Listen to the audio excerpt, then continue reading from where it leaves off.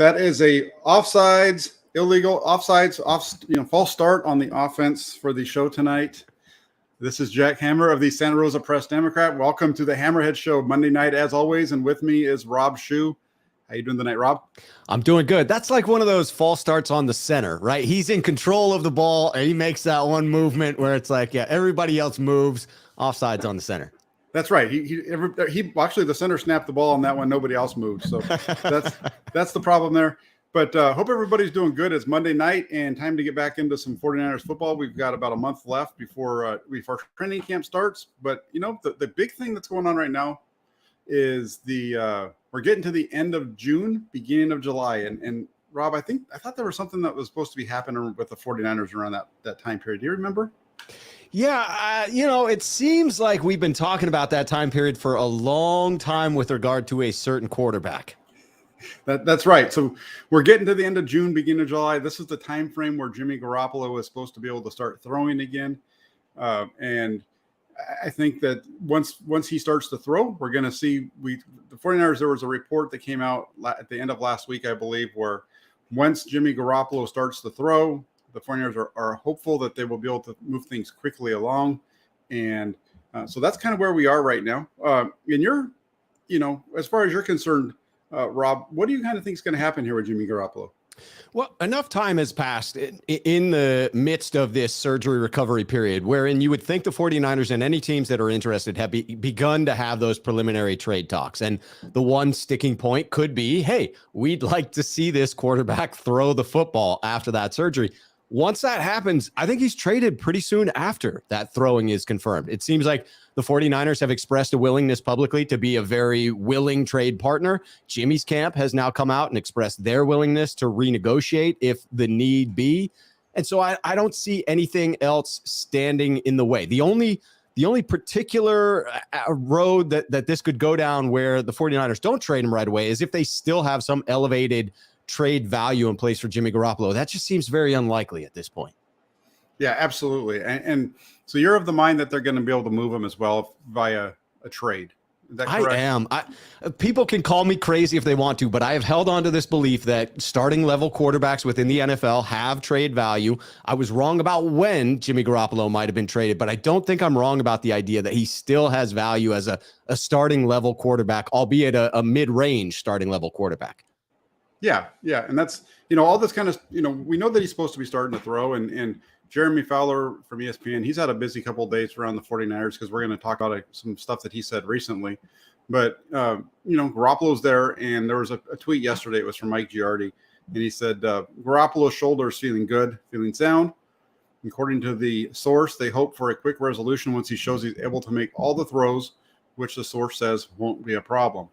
And the type base that goes along with everything we've heard, even from the 49ers. I don't know if the source was a 49er source or if it was a Garoppolo, Team Garoppolo source, but that's what we've heard from the 49ers all along as well, that it's a relatively minor surgery, as minor as a throwing shoulder surgery could go. And that seems to kind of be the case here. I'm of the similar mind of you as you. I think the 49ers are going to have a trade. They're going to be able to move on. I don't know. I still believe it's going to be Carolina. I know the Cleveland is picking up steam. They seem to be the new leader in the clubhouse because there's probably going to be some shakeup with Deshaun Watson.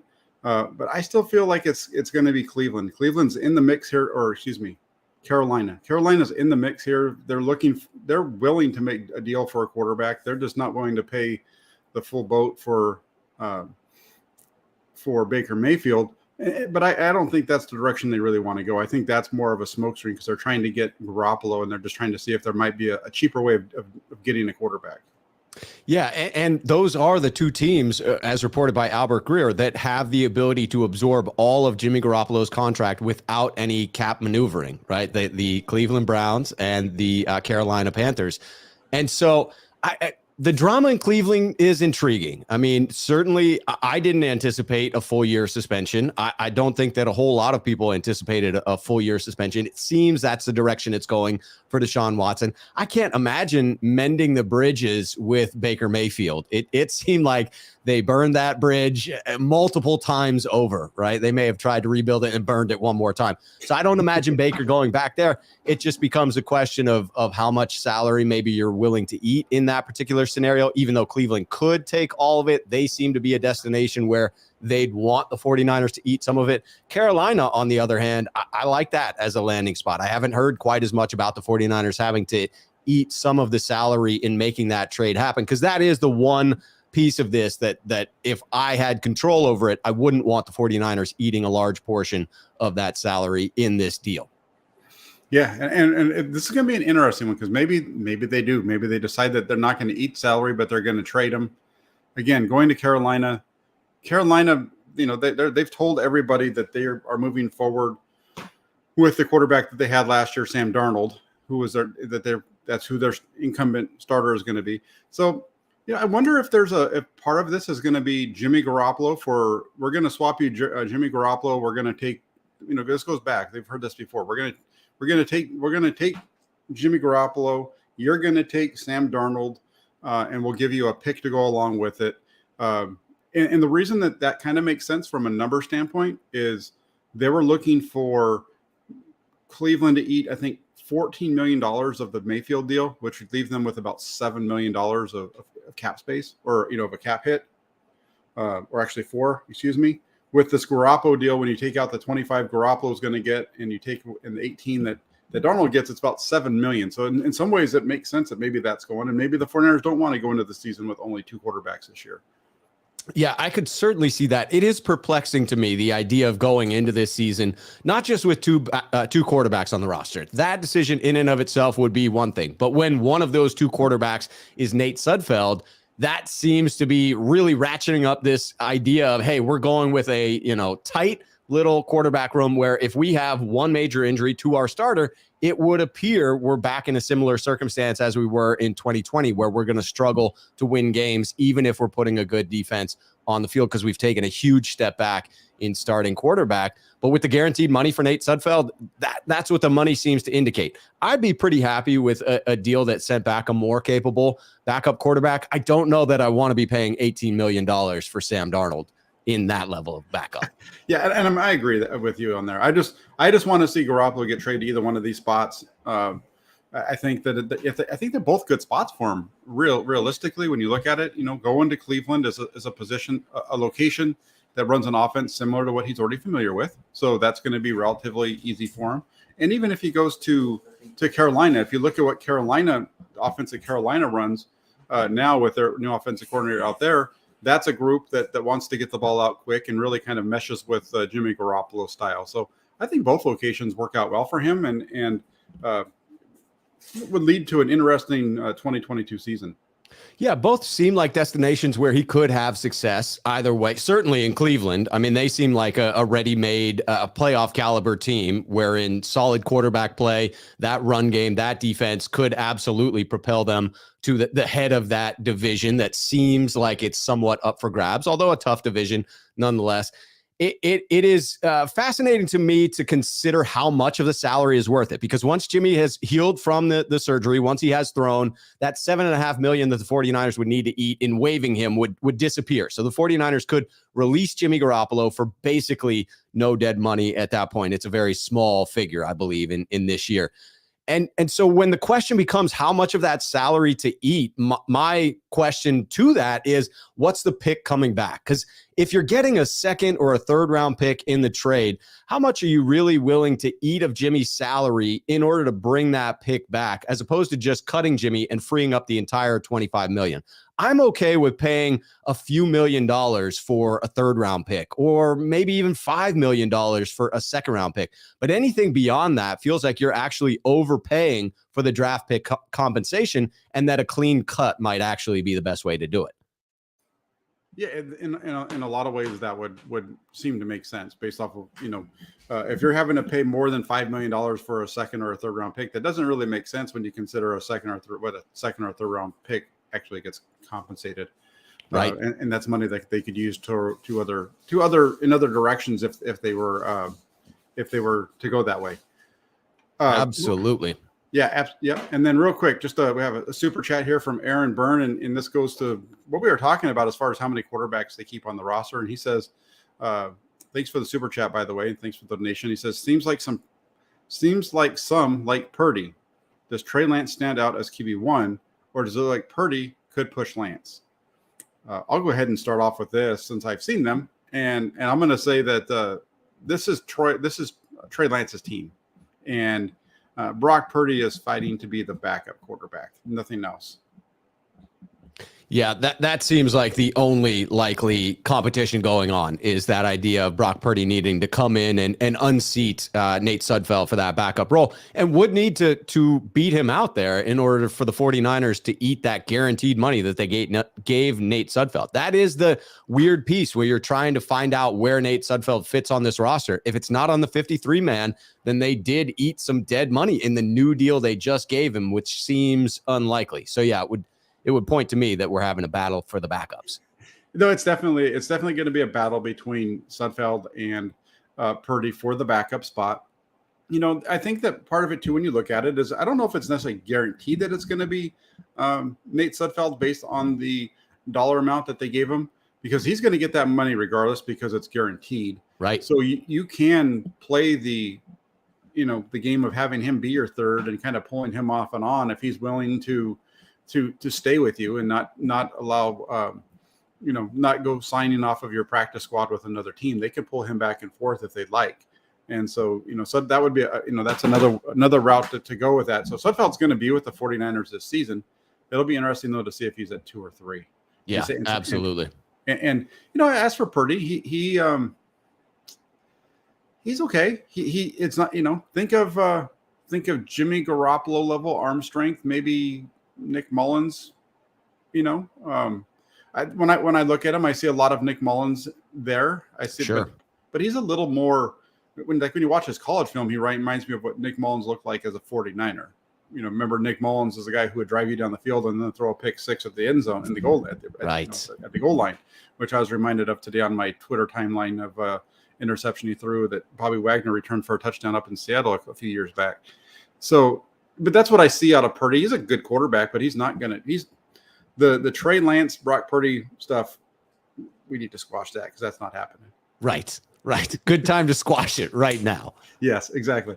And then real quick before we go on, we didn't do this at the beginning, but I just wanted to shout out some folks. Bryant Kolb was in there. He says, Jack is back. And Bryant, good to have you on. And he's a member of the Toolbox, as is Raphael 5629ers, who says, what's up, Jack, Rob, and everyone? That's right. And then Jesse with the love. He says, Jack, love the show. Thank you very much. Dan Rostek, I'm sorry, I'm butchering your name. What's up, Faithful? Another member of the Tool Shed. So got a whole bunch of them. And then one more. Got to throw out Alan, because Alan's always in here. He says, Jack, Rob, and everyone, happy Monday, Faithful. Here's to another week. Like and subscribe to Jack and Rob, the dynamic duo Hammerheads.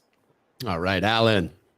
There you go. And then we have Harold. Harold's in the house. Harold is always in the house as well. He says, hello, Jack and Rob.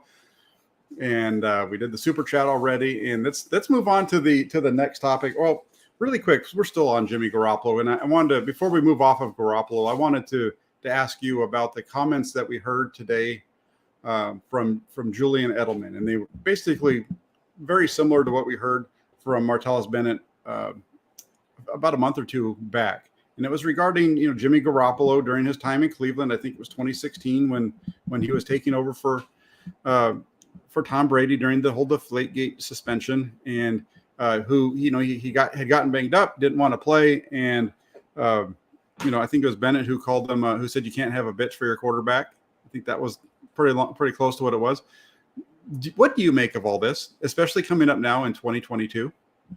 I mean, from that angle, I find it a little bit bizarre, right? The need to sort of pile on someone when it's years past. I get that it wasn't Edelman who brought this up, that the question was asked to him, but it just seems like reliving it for no real clear reason. I can't fault the criticism when it's coming from actual teammates.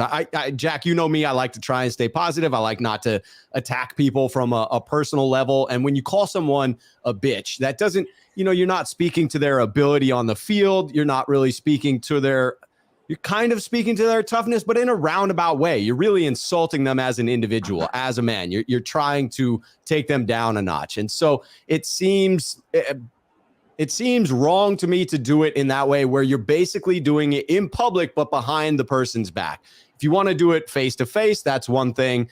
And maybe they have had these conversations face to face. And so Martellus Bennett and Julian Edelman feel okay airing this dirty laundry. I do think that Edelman's comments came across in a way that made them sound a little bit worse than he may have intended. I interpreted it to be a bit more like he was towing the line of not directly calling Jimmy a bitch, as Martellus Bennett had, but acknowledging that Bennett may have had some merit to his comments, that Julian Edelman did in fact admit that, yes, he was upset about that as well. He was playing through things, and he was upset about Jimmy's decision not to play through something, and the fact that he made it later in the week.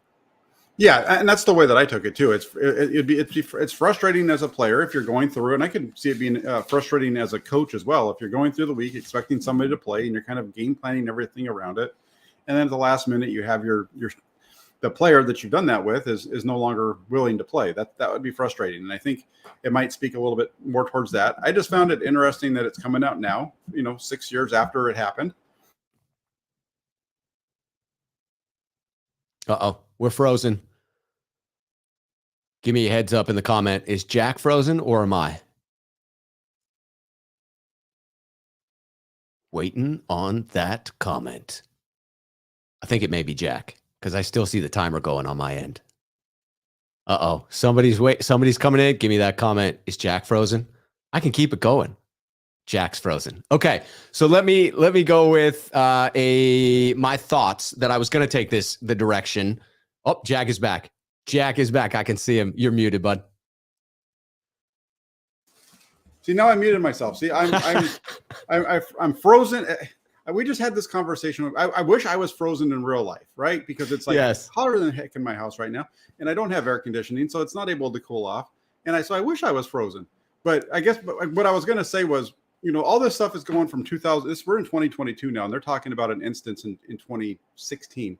Do you think that anything that happened back then has any impact on teams wanting to go after Jimmy Garoppolo now? Right, especially after he just played through some injuries this season. If you had lingering questions about his toughness, I do think that they were better answered during this season, where you had a guy who had a contract, versus 2016, where, let's be honest, do you fault him for making a business decision before he had a big contract? Because it seemed to have worked out well for the guy, right? This was prior to his $130 million contract. And so if he made himself a business decision, check mark on that business decision. It paid off well for Jimmy G. And I honestly can't fault him for that. I get the idea of teammates wanting to know that decision earlier in the week. But as far as making the best financial decision for yourself, players do that all the time. I've got no issue with it. No, and I don't have any issue with a player making a financial decision, especially in the case of what took place in New England. It's not like they were shut out the rest of the year. They had a fine rest of their season, if I recall. But and again, football is a different sport than anything else. These guys don't have a short period of time to make money, and if shutting it down for a week means that you're going to be able to then cash in down the road, then I just don't have as big of a problem with it. I just think it's the way the NFL game is. I don't have a big issue there. I just find it interesting it's coming up now, and I've had some people on my Twitter timeline talk about how this is going to impact the Flyers' ability to move him and trade him, because here's a guy who his teammates are saying in New England are saying wasn't willing to play injured, and then you look at now, and I look at that and I say, well, part of the reason why he's still a member of the 49ers is because he played injured. He played with a thumb injury. The thumb injury led to the shoulder injury because he didn't want to put his hand down to protect himself, and that's why he landed on the shoulder as hard as he did. Right. So here's a guy who just got done playing through injury, and to continue to try to do this and go after him, it's odd to me. It is. It's probably, I mean, putting on the tinfoil hat, it's probably a Belichickian move, right? To get Jimmy's value deflated so that then we got to cut him and he can sign him back as a very inexpensive backup for the Patriots. That seems like something he might do. No, a genuine question, though, because I do think that Jimmy Garoppolo controls his destiny a little bit, right? He could influence it one way or the other. So I'm curious what you think his motivation would be. Do you think he cares more about maximizing the money on this next deal, whether that's playing out the final year of this deal at $25 million or negotiating the best monetary compensation for himself in a bit of an extension or whatever you want to call it? Or do you believe that Jimmy Garoppolo would want to control his destination to where he may not negotiate with certain teams in the league and force the Niners to cut him so that he could then sign with whomever he wants? What would you guess his bigger priority is? Well, I think his biggest priority is to be able to control his own situation. But at the same time, I think for Jimmy Garoppolo, it makes the most sense for him to accept the trade because that's how he's going to make the most money. I don't think he's going to get the amount of money that he's getting this year. He's not going to get that moving forward. So that's not something I think for him, it is best if he goes ahead and goes along with the trade and restructures with them, and he's going to make more money up front that way and more money, and some money the following season as well. That makes sense. Hold on one second. I got a parenting moment. Yeah, absolutely. I like parenting moments. Parenting moments are special, right? Everybody has them. All parents do. I think I evoked more than one parenting moment myself as a child. All right. Sorry about that. I have my son. That is quite all right. Taking a watermelon into the room where the carpet is instead of cutting it in here where I have a cutting board already on my counter. Oh, being a single dad is so much fun sometimes. Fantastic stuff. Fantastic stuff. He listened to me though. He's a good kid. But yeah, no, I think when it comes to Garoppolo, they want the money, and the best way to do that is to stick with what he has right now because I don't think he's going to get that on the open market. Yeah, that makes a ton of sense to me. Yeah, and then we already hit the part with where we think he's going to end up. I think we've both said we think he's going to get traded. That brings us to the other piece that came up from Jeremy Fowler this week, and that was that Deebo Samuel has not rescinded his trade demand. What do you make of that? What do you make of Deebo Samuel still wanting to be traded from the 49ers or not rescinding that? It feels like you could interpret this one of two ways. You could certainly take it from the angle of this is Jeremy Fowler just attempting to generate some clicks. He's going to talk about somebody who he knows will, work up the fan base into a bit of a tizzy, and everybody will want to know what's going on with Deebo Samuel. So that's certainly one possibility, and I will acknowledge that that's a very real possibility. That might be the actual reason. But the other one feels a bit more likely to me, and that's that this is actually Deebo's camp applying a little bit of pressure in a more traditional measure than what Deebo Samuel chose to do. This is more in line with what I see throughout the NFL, where you have a leak from somewhere in Deebo's camps that's like, it serves to remind the organization, hey, we're still in negotiations. We're still not where we want to be in this contract negotiation. So we're going to leak something that will come out through the national media that will put a little bit of added pressure onto the 49ers. A little gentle reminder to the fan base, hey, Deebo still has not rescinded that trade offer. It doesn't state Deebo demands to be traded right now. He's never going to rescind that offer. It simply says we are still at two opposing sides that have yet to come together. And I think it does apply a little bit of pressure onto San Francisco to get this deal done because John Lynch has been very adamant he's not trading Deebo. Yeah, and I think I know. Here's my thought on it: is if I'm Deebo Samuel, I told you I want more money, or I've given you whatever the demand is, whether it is money or the utilization, whatever it is, because they haven't been, they haven't given us a reason, right? Deebo Samuel hasn't spoken to the media. The 49ers, John Lynch and Kyle Shanahan have not given their side of it. So, I think it's about the money. And I think I think it's just, why would you rescind it until you get the money? Or why would you rescind it until you get a new contract? It just doesn't make sense, right? If you're going to put it out there that you want to be traded, and then you that stays out there until you're stuck and you're coming back because of a new deal. Yeah, this is Debo's leverage, and so he's not letting it go. His camp is reapplying that leverage again to try and bring the sides closer together on whatever figure Debo's camp has in mind for that contract. I think that makes a ton of sense to me. Yeah, and the Fowler thing isn't really new news, right? We heard the same thing from Kyle Shanahan during OTAs, during the I think it was during the mandatory minicamp portion when he met with the media. He was asked if Debo had rescinded the offer, his trade demand or whatever, and he said no. So it makes sense that it's just kind of an old story that kind of got recycled because it's now we're in the dead period. We've talked about this ourselves off air. We're kind of in the dead period. There's not a whole lot going on. You got to kind of throw those things out there every couple of weeks to keep people talking about it. Yeah, honestly, Jack, I'm waiting to see what the NFL's next action will be to take over this 1 month. It's like the only month in the calendar year where they're like, no, we'll secede the news to other sports. But they've got something in the works where they're going to take that dead period and lay claim to it and put something out there that gives us something to talk about. Yeah, maybe they're going to buy the USFL and it'll be their Super Bowl for the USFL. Yes, get in the summer league. That would be epic. There you go. Real quick, we have a new member for the Tool Shed, Blind Tom. Tom's always in here. Great to have him become a member. Appreciate it. Thank you very much. And as Andrew, who is a big Jimmy Garoppolo fan, states, he says maybe the Jimmy would have recovered faster if he had used some of Edelman's medication.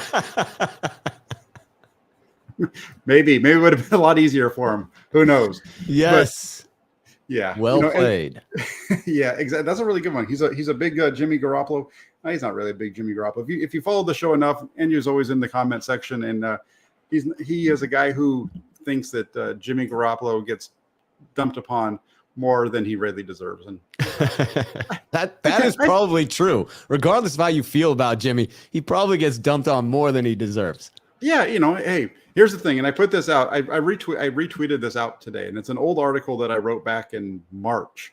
So that's how far back it was, 3 months ago. And it was about how, really quick, I didn't tell you that we were going to do this, but since he brought it, this conversation went that direction, it was that 49er fans should all take a minute to say thank you to Jimmy Garoppolo. Because without Jimmy Garoppolo, there is no Nick Bosa. Without Jimmy Garoppolo, there is no Debo Samuel because, well, you're not going to have the second pick in the draft, which is where you got Bosa, and you're also not going to have pick 33 in the draft, round 2, pick 2 in round 2 to get Bosa or Samuel either. So two of your best players, your best defensive player, probably your biggest weapon on offense. Thank you, Jimmy. And then you go beyond that, and who's going to be the quarterback in 2022 that everybody believes is going to be the great guy, the next great quarterback in the NFL? Trey Lance. And the 49ers don't trade up to get Trey Lance unless they're already up at 12 in the draft. They probably wouldn't have been able to get up to number 3 to get him. So all that thanks to Jimmy Garoppolo to a decision not to run out of bounds in Kansas City on 3rd and 20 from the 20, 3rd and goal from the 20, and deciding not to play. It kind of goes back to the conversation we just had, right? Could Jimmy have played in 2020? Maybe not. If he himself made the business decision not to play, well, we can all thank him for making that business decision because now we get to watch Trey Lance play for the 49ers for the next 3 seasons. Right? It is that great, not so great, not so great trend that has netted us these good draft picks. And you do have to thank Jimmy's injuries for some of that. Absolutely. And I'm not even knocking him because here's the thing. If you follow me enough, you know that I don't dump on Jimmy Garoppolo. I know that he's a flawed quarterback, but the guy wins a lot of games, and I know that he wins a lot because he has a solid coach and he has solid players around him. And it's a total team effort. It really doesn't take much to be better than Nick Mullins and CJ Beathard, and that's kind of the difference between that group. And even that though, I shouldn't. Even then, I'm kind of dumping on him because, hey, down 17-0 against the Rams in LA at the end of the season, that required Garoppolo to do some stuff, especially on that drive at the end of the game, to take the lead and everything like they did. So, or tie it up, whatever it was at the end there. So that was a good game for him, and he did that repeatedly throughout his career. Yes, he deserves some praise along with that criticism. Yeah, absolutely. And then real quick. Want to hit this one, Dan. one of the Toolbox members says, Jack, what would their record have been in 2018 if Jimmy doesn't get hurt? That year they ended up 5-11 or 4-12. Was it 4? It was 4-12, right? I don't want to misquote you there. Either way, they were either won 4 or 5 games. It was pretty bad. I think with Jimmy Garoppolo, that's probably an 8-8, maybe 9-7 team. Yeah, they were 4-12. You know, if you go back through that season, there were games that were winnable, but they just didn't have quarterbacks to do it. And there was also some stuff defensively that hurt them a little bit as well. Like the game against the Chargers down in LA was one that, you know, the quarterback play wasn't all that great, and defense kind of struggled a little bit as well because of it. The Green Bay game stands out. There's a few. You go through that one, and there's definitely some games on that schedule. The New York Giants at home on Monday night. You know, so I think they probably win another 4 games if Garoppolo's there. So if they were 4-12, they're 8-8. If they were 5-12, they're 9-7. So somewhere in that ballpark would be my guess. What about you? What do you think? I think that's fair, because what I saw of Garoppolo coming out, I was there for the season opener in Minnesota, and he just didn't look sharp in that one, right? It was the start of the 2018 season prior to the injury, and it just wasn't a great game. It didn't feel as if the Niners were the team that I had seen at the tail end of 2017. There wasn't that same energy. There didn't seem to be the control by Jimmy Garoppolo. It was an up and down performance by him. So I'm not expecting that team to light the world on fire, even if he does stay healthy. I like that somewhere around 500 call, somewhere in that, 9-7 or 8-8 range. Yeah, there you go. Perfect. And then there was another one here I wanted to get to real quick and this is going back to the Debo conversation, and it's from CJ Gray. He says, hey, Jack, explain how giving Debo the AJ Brown contract increases his cap number for this season. Okay, so that's going to take, just give me a second. I just need to look that one up because I don't remember what AJ Brown's contract was. And do some elevator music for me while I look it up. Okay. No. I guess that's Jeopardy. Yeah, that was Jeopardy. That wasn't me. Come on, Rob. Get it right. Yeah. I'm not the music guy. I have sound effects over here, Jack, that I can turn on. Yeah, no, it's fine. I'm trying to find out what his sign. Okay, so here's the way that it would work out. So Debo Samuel, his contract right now this year, I believe it's just under $4 million is what his salary cap hit's going to be.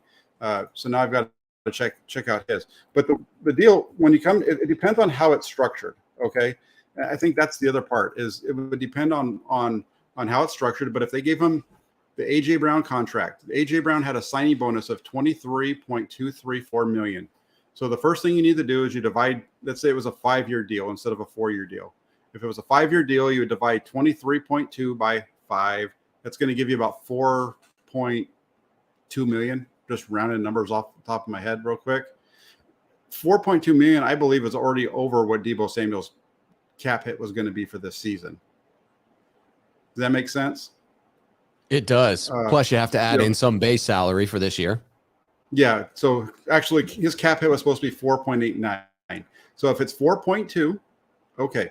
Now you add the minimum that he can get paid on his salary is I believe it's 965,000, right in that ballpark. So the 965 plus the 4.2, it's going to be 5.1. So it's a marginal increase, but there is an increase, and the 49ers can absorb it now. Back when, I was talking, if you remember, if you've been following me on Twitter long enough, there were some tweets earlier on in the offseason where I said, the 49ers were going to have to move somebody in order to make it work. And that was correct. But they don't have to do it anymore because Alex Mack is no longer a member of the team, and Mack moving on. And now they have $4+ million. They could get Debo Samuel done for, if they give him a signing bonus of 23 million, 24 million, they can fit it in there now. I hope that makes sense. I was kind of going all over the place.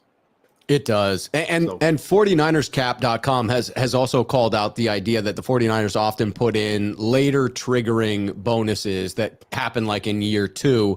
And if you get creative in how you put it out there, you could potentially get it done, especially now that you've talked about, now that the Mack money is off of there. It was significantly tighter when you were attempting to keep Alex Mack on the team, as both you and I think, thought was going to be the reality. Right. Yeah. No. So, and you can get it done now. You can get it done. Give him a 25, 26. You even give him a $30 million signing bonus. Just give him the minimum deal for this year as far as the salary, and you can fit him in there. So the question though is, more like CJ said that he was arguing with somebody else that that Jimmy was holding it up. He was holding it up, but he's no longer because of that Mac deal. And then I think the situation where the 49ers are that Debo's the priority.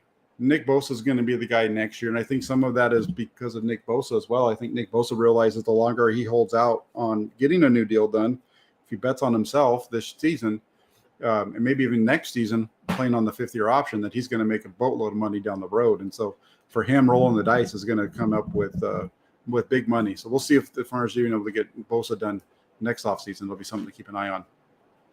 Yeah, that's going to be a fascinating deal. I mean, it's going to be enormous. Yeah, and the 49ers typically, when they put a guy on the 5th-year option, I don't think they've ever redone their deal when they've been on the 5th-year option. I think they've made them play that out or traded them. So, because that's what they did with DeForest Buckner. They picked up his 5th-year option. They sent him down the road. They picked up Mike McGlinchey's 5th-year option. He's playing on it this year. McGlinchey's case a little bit different because of the injury, but it's interesting. Right. It's all interesting. The way that this team is and what they're doing moving forward is going to be very fun to watch because it's going to take a lot of maneuvering. They're going to have a number of guys on high-end contracts, which is going to force a lot of these lower-end deals like we saw this offseason.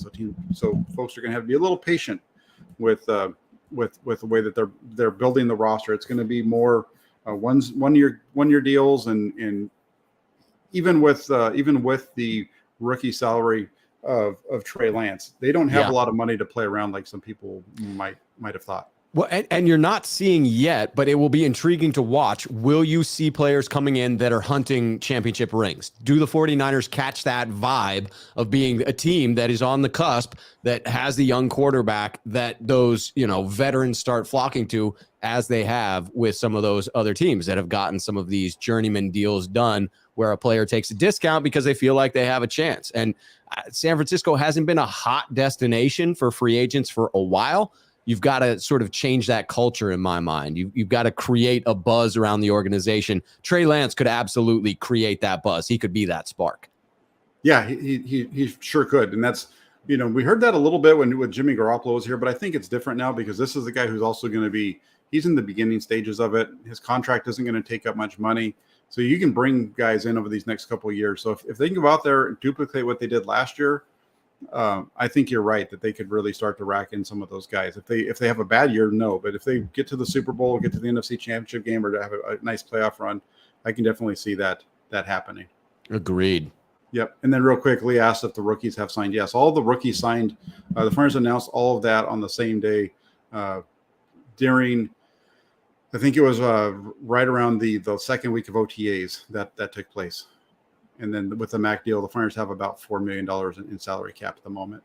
But off of Garoppolo, off of the contracts of Garoppolo and Samuel, one of the topics that's been going on and everybody's kind of focused on this offseason has been the offensive line. And it's understandable, right? That some people are going to be concerned with that group. Outside of Trent Williams, you have a new left guard, probably going to be Aaron Banks. You have a new center who it's either going to be Daniel Brunskill or Keaton Sutherland or Jake Brendel, with Jake Brendel kind of leading the way right now. And then the other two spots, I think if it's Brendel at center, I think we're fairly certain it's going to be Brunskill at right tackle, right guard, and then at right tackle you have Mike McGlinchey possibly. That's a kind of a little bit of a question mark there with that injury coming off of it. So when you look at this, do you have a feeling, or do you think that this offensive line has a potential to be better in 2022 than they even were last year? I do think that there is the potential for it, but I've got to admit that I see it as pretty suspect in this particular phase of the offseason. I am less optimistic than I am worried about this unit. I see several factors that could increase the number of sacks allowed for the San Francisco 49ers this year. First of all, it's just a suspect line overall with potentially 80% of it in flux. Now, A couple of things could change my mind about that. If all of a sudden Mike McGlinchey is going to be ready for the start of the season and it is Jake Brendel at center, thus locking in Daniel Brunskill at right guard. Now you have 3 of the 5 positions with people that I can speak to knowingly. You still have left guard and center where it's a question mark. If you have all the way from Trent Williams over as question marks, now I'm beginning to wonder if that's an elite unit. I just don't have enough information about it. Second factor would be a mobile quarterback that they're not used to. So by the end of the year, he could be saving them a few sacks, but much like what we saw against Arizona, until they learn how to block for him, I could see more sacks in the first half of the season. And you're potentially looking at a quarterback who hangs on to the ball for just a little bit longer than most of his peers out there. And so if Trey Lance is going to hold on to it a little bit longer, if that windup is going to be a little bit long, if he's trying to make plays with his legs but staying within the pocket, again, I could see those sacks climbing up because they only allowed 33 in 2021. I could see it a little bit more like 2020, where they allowed 39 sacks in that season with a mixture of quarterbacks that didn't have Jimmy G's quick release. Okay, yeah, and that's so okay, and I'm glad you just hit on that last part because that's really interesting. It was interesting to me because I did write that. You and I talked about it, but I wrote an article today about this, and it's interesting that you bring up the 2020 team and the number of sacks because you're right. They had 39 sacks that year compared to only 33 this past season. So it was a 6 different. It was also 1 game less, but taking a little bit of a deeper look at it, their percentage of sacks given up wasn't all that much different because, and the reason was, and they actually they attempted more passes in 2020 than they did in 2021, 570 to 514. And so then you take the dropbacks total, so the sacks, you add that in, they were over 600. They were at 600, and that'd have been 609. Either dropbacks or sacks, where they got the ball off or were sacked. That doesn't account for scrambles, of course.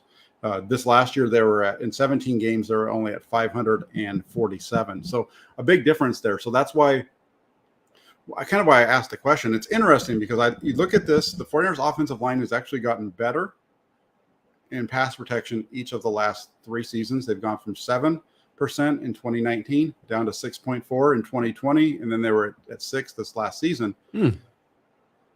I know it's a small sample size, but they were only at 5.3 with Trey Lance, which is interesting because I saw a number of people over the end of last week, this week, telling me that the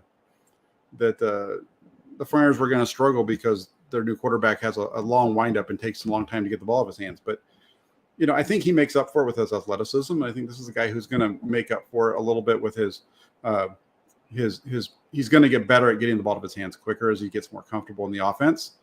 And for me, I point back more toward, I'll point you to 2019 for an example. That's an offense. That's a team where they went 8-1 without Joe Staley, who was their left tackle. They made their Super Bowl run without their starting center. You go to 2020, and that was a team, if they had a good quarterback, I think it's a playoff team. And we know what happened last year with Tom Compton and so on and so forth. So I think this 49er offensive line has the potential to be just as good, if not better. And I think that they're going into year 5 now with Chris Furster on the roster. Right. And the interesting thing about Furster is he was working primarily in the beginning in 18 and 19 on the game planning side. He was just he wasn't at the time, he wasn't their offensive line coach. He was brought in as a consultant. He was helping out on that side. So now he's going to be running, he's taking over for Mike McDaniel, but you have a guy who's worked with him so long. He's a long-time NFL guy, and that group just seems to be better. I don't know. I feel like they have a lot of good depth there, and you add that with Shanahan's past of being able to work around what he has up front, and you have a quarterback that can move, and I think they're going to be the same, if not a little bit better. This season. And honestly, it's that depth that makes me feel pretty good about the fact that even if they do drop off, as my pessimistic view of this particular group suggests that they will, that it wouldn't be a steep drop off, that you're still looking at a middle of the pack type of offensive line, similar to what I saw in 2020, as opposed to 21, where it was sort of in that top third of offensive lines. But I would be thrilled if they congealed together and we saw something similar to what we were able to cobble together in 2019. Hey, maybe I've said this before. I'll say it again. Maybe I'm a little bit too much on the team side here, because I listened to Kyle Shanahan and everything that he said during the state of the franchise, and it's way too close to what I've been saying all off season. So maybe I need to take a little bit of a step back and check myself before I make some more bad predictions of what this team's going to look like in 2022. Hey, Kyle Shanahan's a bright guy, so it's not bad to be echoing what he says. No, it's not at all. And that brings us up to our last topic. Who do you feel going into the season? It can be a new player who's going to make a big impact on the team on the offensive side, or it can be somebody that was on the roster last year and they're going to have a big improvement. Who do you think is going to have the biggest improvement on the offense outside of Trey Lance in 2022? I took this in an interesting angle of who's going to, help Trey Lance. The best way to help a young quarterback, in my opinion, is to give him a safety blanket. So I began looking through the roster and trying to disseminate who do I believe is going to be the best safety blanket for Trey Lance. And I don't think it's going to be Deebo Samuel, because I believe that teams are going to be throwing everything and the kitchen sink at Deebo in order to try and stop him, in particular on, down and distances where that play matters. Teams are going to be all over Deebo Samuel. So the three people that I looked at primarily in breaking this down was George Kittle, Brandon Ayuk, and Jawan Jennings. Kittle, obviously a big-bodied tight end. He can body up defenders, make the catch even when he is covered. Brandon Ayuk, additional chemistry with Trey from the extended work they're putting in together during this offseason. He has a huge catch radius. You don't have to put the ball right on him in order for him to get it. And he's not going to draw a ton of double coverages out there with Deebo on the opposite side. And then I looked at Jawan Jennings as well. He's been listed throughout the offseason as the greatest ability to create separation and produce some pretty remarkable percentages of his catches that were clutch last offseason. I'm interested, though, before I give my breakdown of which of those three I've chosen for the safety blanket, I am interested to hear your take on this, looking at it from a slightly different perspective. I love your three. The three that you put together, that's a solid group. I could see Kittle. I could see it being Kittle, because I just feel like Trey Lance, when you watch his film at North Dakota State, does a lot of work with the fullbacks and the tight ends in terms of where the ball's going. So I could see it being Kittle for that reason. I could see it being Ayuk. If you go back through my 49ers, according to Jack, I think at one point I put out there that Brandon Ayuk's going to see the biggest increase in his numbers from where he was till now, because he's going to be playing with Trey Lance, and the ball's going to be going down the field more often. It's some of what we saw last season during training camp. Was a matchup that we saw, or a match, I should say, that we saw quite a bit. Ball going downfield from Lance to Ayuk. So that's a good one as well. And I like the Jennings, and I'm gonna go with Jawan Jennings, and I'm putting him as more of an impact guy, because, and the reason I say it's more of an impact is if you go back, he didn't get a lot of run last year. He played in 16 of the games, but the targets and the receptions came a little bit more towards the second half of the season. He was targeted only 38 times. He had 24 catches.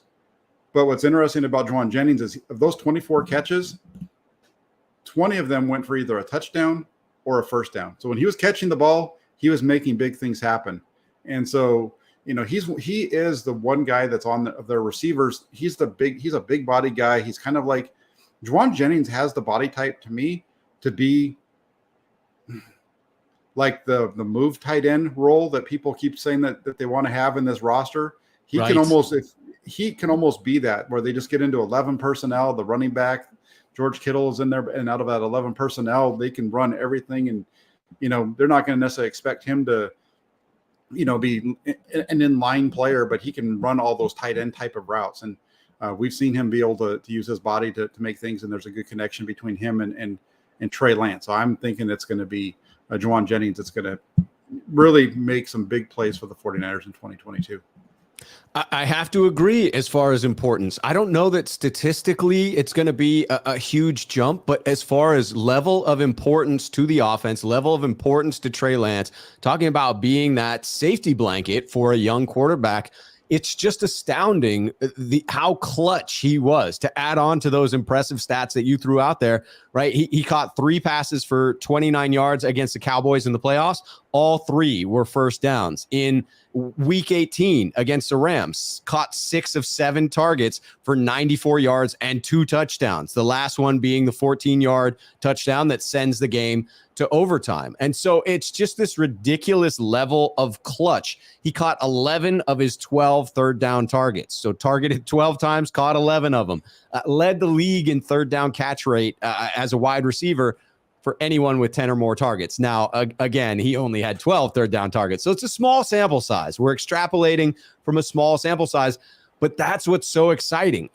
I don't see a huge uptick for Jennings, but if he can come close to replicating those same impressive stats of touchdowns, first downs, catches on third down, if he can be that clutch guy for Trey Lance, I think that adds more value than someone like Brandon Ayuk catching an additional 350 yards just because of when those catches occur. Yeah, and that's it. You got to move the sticks. You want to be good in the red zone. You need to have guys that can make the plays down there. That's one of the things. I don't know if from a receiver's perspective, we'll see if Ayuk and Debo are the receivers for that, because they're a little bit smaller than Jennings. Not small, in terms of NFL small is all I'm saying. So it'll be interesting to see if he's able to kind of carry off the momentum that he had at the end of last season and carry that in. It seems like it so far, because he was pretty impressive during OTAs and minicamp. He had some really nice catches, and I think he looks really solid right now. Charvarius Ward came out and said some kind things about Jauan Jennings. So you are hearing it. ESPN named him as the most exciting player to watch in the offseason for the 49ers. Yes, they did. So, that's good. They must be paying attention. Maybe they're somehow getting into my mind. They're seeing they're seeing my thoughts. I got to be careful of that. But Barry Baller, he's actually going to be on a 49er fan roundtable that I'm going to be doing on Thursday night. He says, I like me some Ray McLeod for Barry Baller. Ray. Yeah, he was the most. Ray McLeod was the most impressive. One of the more impressive. I shouldn't say most impressive, but one of the more impressive wide receivers in camp. I would say surprising, at least for me. I wasn't expecting to see him make some of the plays that he made, just based off of a little bit of I knew about him from his time in Pittsburgh. And so he has some ability to run everything on the 49ers route tree and make plays. So it's going to be interesting to see how he fits into this. I'm thrilled that matches up with what Kyle Shanahan said about Ray, that, hey, when we first brought his name to the table, I was viewing him as an offensive weapon, someone I can't wait to work into the offensive game plan. And, oh, by the way, he's an elite returner as well, but we were willing to pay him just for what he could bring on the offensive side of the ball. It's nice to hear that what you're seeing and what he's producing in those earlier practices matches up with that assessment from Kyle Shanahan. Yeah, he's been solid so far. So we'll see. I mean, we saw that last year too, right? With Trent Sherfield, he was a stud during training camp, and then didn't really produce once the season started. So it's something to keep an eye on. But McLeod's a guy who's touched the ball a lot more in his NFL career than Sherfield has as well, and from a receiver standpoint. So it'll be this 49ers team. I keep saying it. I sound like a broken record, but they are very deep.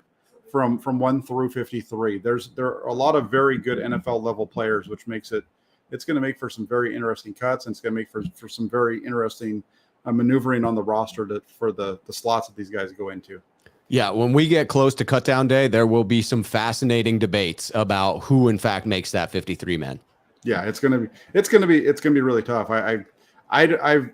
This is probably one of the more tough years that I've had when I look at the roster. I haven't put it out yet, because I'm kind of waiting for some things to happen. That'll be something that comes out closer to the camp. But it's tough when you start to look at this. You can get a lot of them, but there's at least maybe 1 or 2 spots at almost every position outside of quarterback and that you can say this could go this way or that way. It's going to be really interesting to see how they put this thing together. Yes, it will. Yeah. So yeah, it's going to be fun.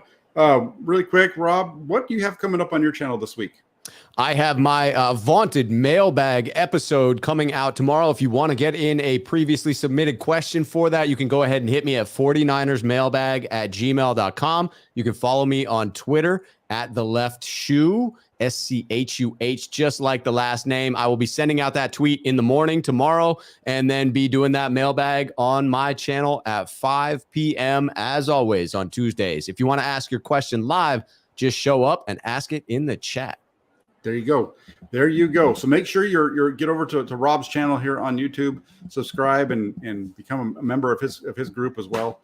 While you're here, before you leave, if you liked the show, if you're relatively new or even if you've been a long time viewer but you haven't subscribed yet, hit that subscribe button.